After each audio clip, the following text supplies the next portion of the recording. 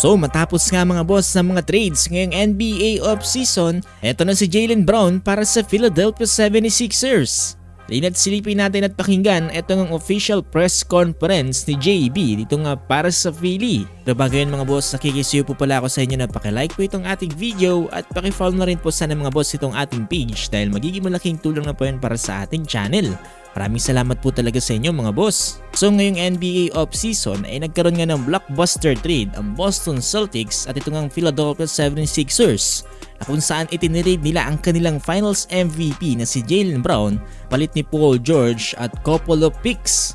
Marami ang nagulat sa balitang ito dahil hindi nga inaasahan na biglang itinirade ng Boston etong si JB papunta sa 76ers. Pero gayon pa man mga boss, fast forward na tayo. Eto na si Jaylen Brown dito nga para sa Philadelphia 76ers. At ang unang mensahe nga ni JB para sa Philly ay para nga daw manalo ay kailangan mo muna mag-sacrifice. At kailangan din daw talaga ng magandang communication.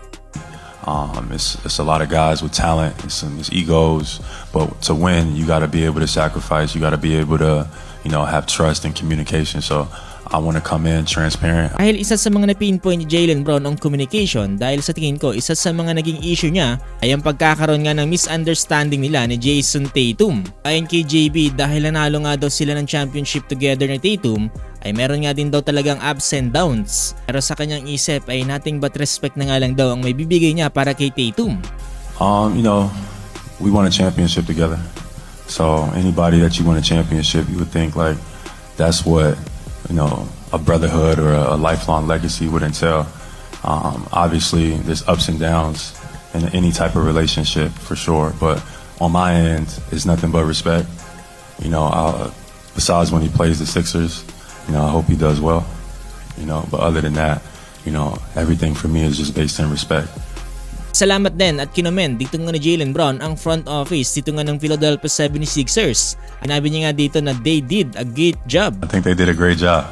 I think they did a great job.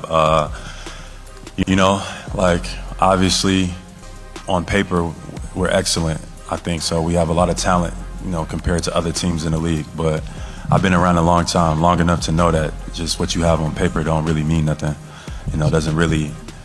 It can if you put the work in, but it also, if you allow distractions, if you allow the media to get into your locker room, if you allow certain things and the personalities don't work, it can be a detriment. So I'm aware that it could go either way. It just takes the amount of work and the transparency and the leadership. Nanatili pa rin mga boss ang jersey number 7 dito nga na Jaylen Brown dito nga para sa Philadelphia 76ers. Ito, lina't silipin natin yan mga boss.